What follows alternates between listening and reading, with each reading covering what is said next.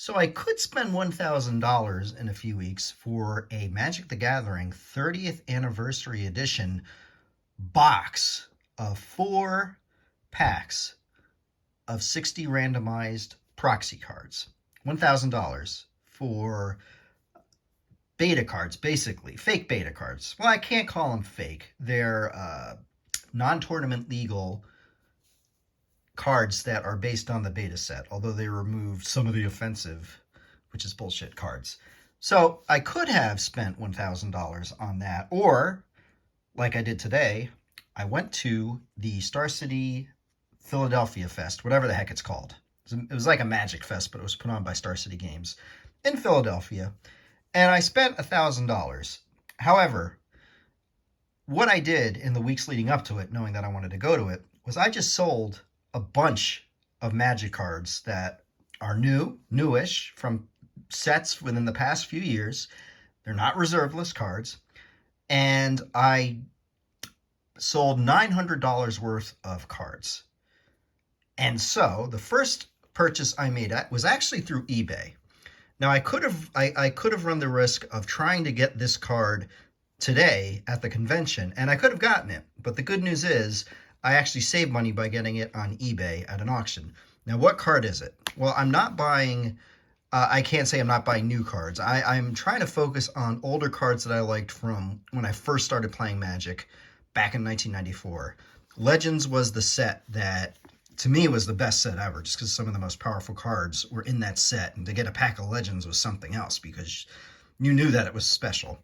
$20 a pack back then in 1994. Now, I don't even know what they're going for. So what card did I get for $300? One that Wizards of the Coast wishes that it never made, but it did. And the reason I bought it, I actually hate blue. Blue is my, and by the way, isn't this nice? This is like the authenticity guaranteed thing. So they send it to PSA or something like that. It gets not so much graded, but authenticated. And you can, scan the code there and see how it is. But anywho, let me just see if I can. All right, let's open this puppy up, get it out. Invoke Prejudice. I hated playing against this card. Now I did. Some guy that I knew, I remember his name was Bruce. He was Scottish. He always played blue, and I couldn't stand him always boomeranging stuff back into my hand. Remove soul, counter spells. The big finisher back then was the Mahmadi Jinn. That to me was just one fun, wonderful Magic.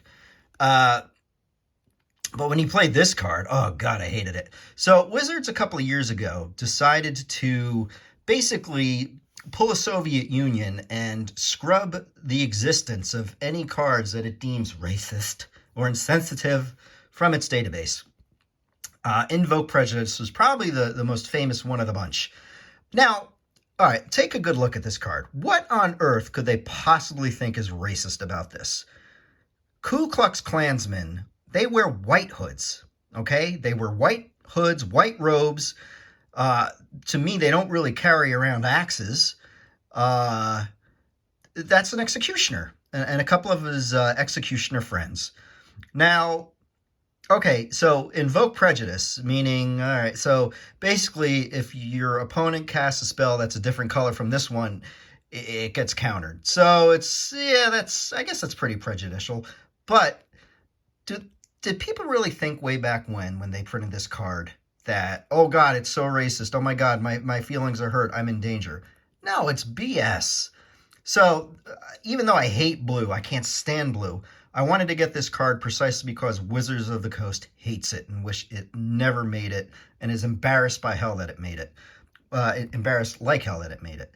So here it is. I have a copy of my own now, and I might actually make it a profile picture and just always send it to Mark Rosewater just to piss him off. Anyway, so this was $300 worth of that $900. Now, for $550, I got one of my favorite. I had one before and I sold it for about what I paid for this one today. Now this is a very heavily played Nethervoid, very heavily played.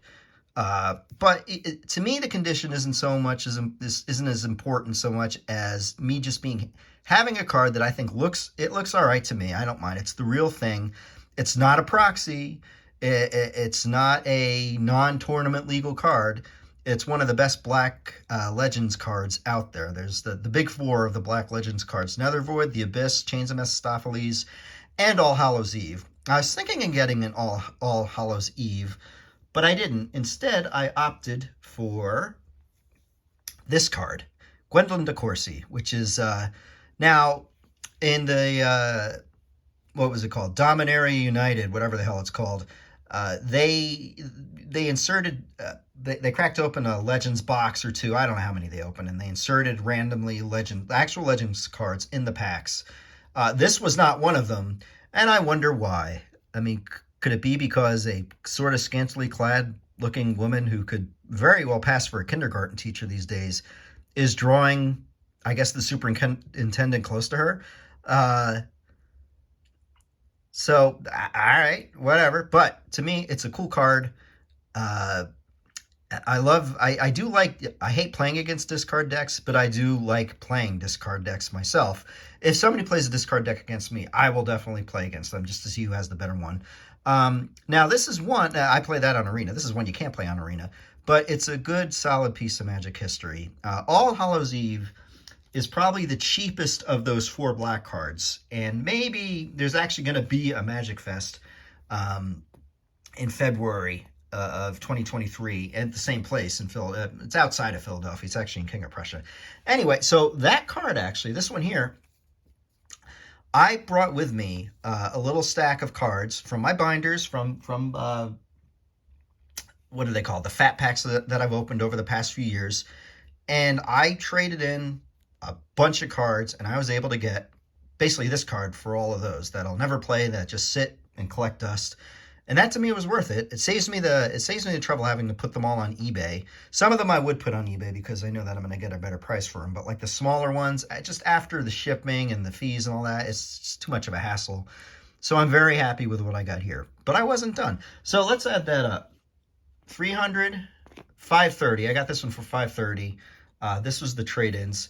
And just cards that I've always wanted to get. They're not reserve lists, but I did want to get some newer cards. Seed Time, I've always wanted to get one. It's an extra turn spell for the green player. That's good. I am an elf. If I were to have a tribe, it would be the elf tribe. And I know that this isn't legal in Commander, but I don't care. It's a reserve list elf card, one that I don't have. I like it. Add 1 green mana for each forest I control. That's awesome. I like it. Okay, Gilt Leaf Palace. And actually, this is a reserve list card. So, Gilt Leaf Palace, it's for that black-green elf deck. That's fine. I've just wanted to get one, and I have it now. Oh, all right, before we get to the new cards, let me find... Here, hang on one second. There was one more new card that I did get that I believe I put in the binder here. Let's find it. All right, let's see. So yeah, I just, in fact, the card that I traded for, I pulled a couple of cards from this binder, and I was able to get it that way. Let's see if I can find it. Sorry about the hideous glare, people. Let's see if I can find it in here somewhere. It's in here. I know it's in here. I put it in here. Let's just keep looking. I know I'm going to find it. So yeah, like in this binder, there's not, they're cards that I like, some cards that are good, that have some kind of value. But here it is. It doesn't belong there. There are always going to be some cards from the new sets that I want to keep, or that I would like to get. And one of them that I didn't get, that I wanted for a while, was an Esper Sentinel, because I have a black-white, I guess, what do they call it? Is that Esper? I don't know what the hell the colors are. It's a black-white deck. It's a Luris deck. And this is a great card. I play it in Arena all the time. I always wanted to get one. Now I got one. I traded in a couple of cards, got that one.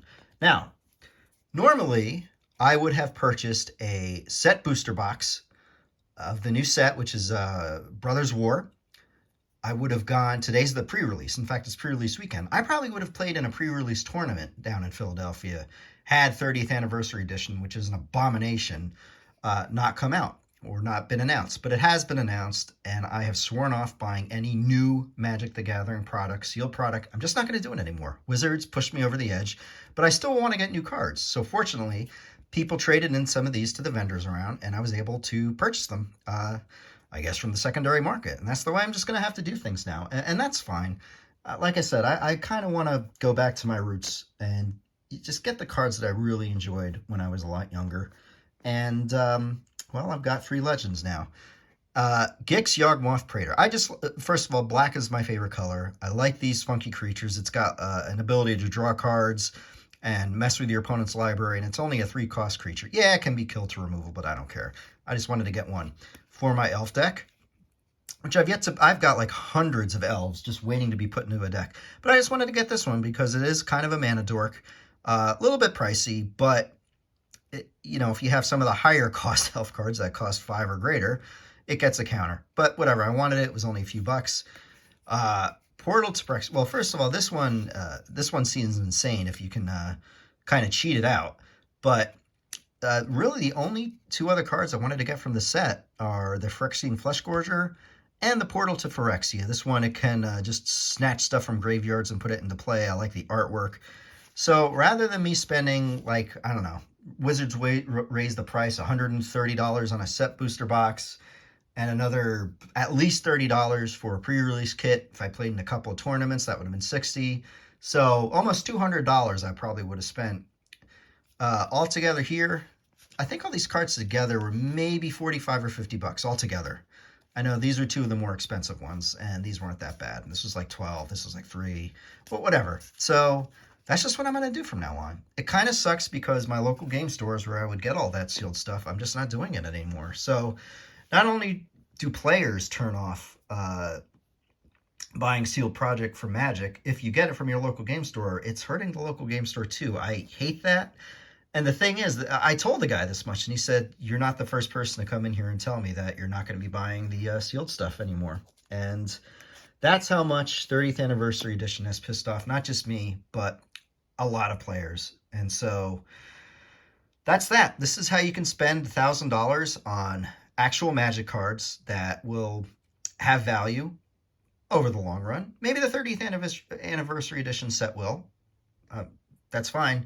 They're not the actual thing. So I think I made the right decision here. Talk to y'all later.